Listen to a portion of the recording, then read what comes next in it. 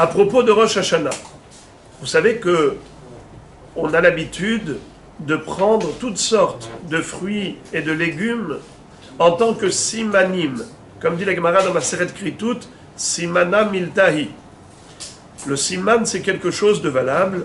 Et comme on l'a déjà rappelé une fois, que les aliments que nous mangeons rappellent toutes sortes de choses positives, soit par leur nom, soit par leur qualité, leur nature. Donc tout cela, ça nous permet d'adresser à Kadosh Baruch Hu des prières au début de l'année, Rosh Hashanah, pour que toute l'année soit accompagnée que de bénédictions. La question est de savoir à quel moment précis faut-il consommer ces aliments. À quel moment on mange les simanim.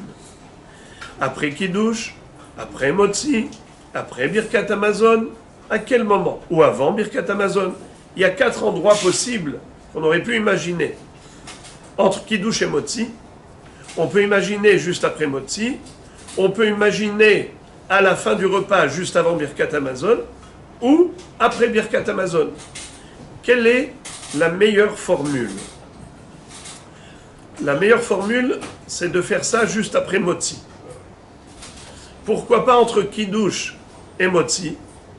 Parce que si on a mangé entre Kiddush et Motzi des aliments, des fruits et des légumes, tout ce qu'on mange dans les simanim, les dattes, les grenades, et ainsi de suite, alors on rentre dans un safek bracha aharona. C'est-à-dire, est-ce que lorsqu'on va faire netilat yadayim, il faut d'abord faire la bracha aharona de boré nefashot et ainsi de suite, ala etz vapri haetz, pour la date, pour les grenades, et ensuite on va faire netilat yadayim.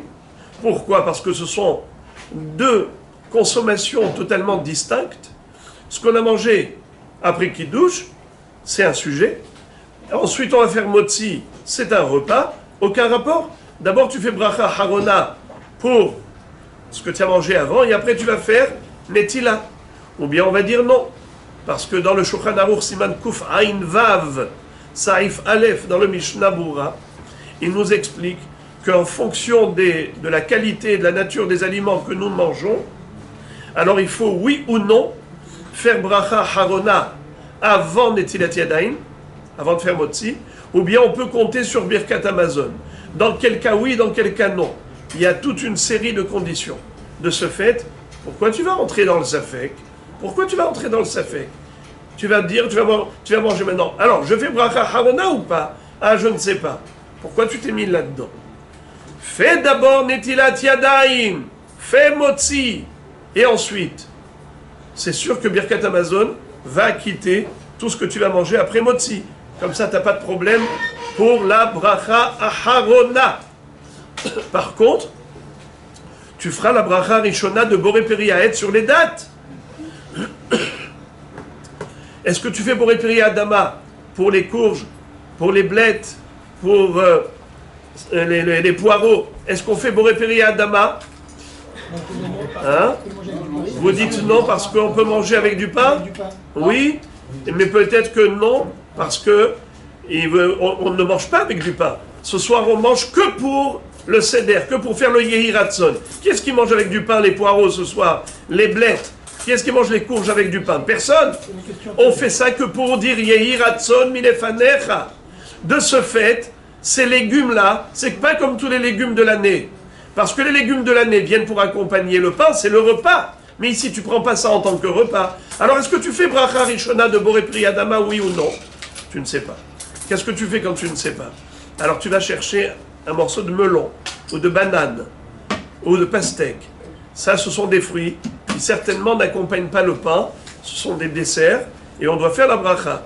Alors, tu prendras un petit morceau de fruits, tu feras la bracha de Boré Peri Adama avant de manger tout ce qui est Adama sur la table. Et ainsi, tu t'acquittes. Donc, maintenant, vous allez me dire, mais pourquoi le prendre tout de suite après Motzi? Pourquoi manger les simanim juste après Motzi? Fais-le juste avant Birkat Hamazon ou après Birkat Hamazon. Réponse, parce qu'on doit démarrer l'année. On a dit que les simanim, c'est quelque chose de valable. un bon signe. Quand on dit un bon signe, c'est quelque chose de valable, ça veut dire que tout de suite, au début de l'année, Tahel Shana ou Birkotea, dès que on rentre à la maison, c'est déjà la nuit, c'est déjà la tombée de la nuit, on va faire Kiddush. La première des choses qu'on va faire, c'est des prières à Hachem pour que l'année soit douce, que l'année soit bonne. On va démarrer avec cela. Tahel Shana ou Birkotea, comment on chante dans Achot Ketana.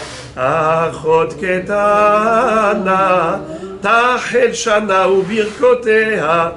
On voudrait que l'année passée, Tichle Shana Vekilelotea, que tous les malheurs, les mauvaises nouvelles qui malheureusement ont eu lieu dans le passé, que tout cela disparaisse, que tout cela fasse partie du passé, mais que Be'ezrat Hashem, le présent et le futur, soient de bon augure, soit que uniquement de choses qui soient positives.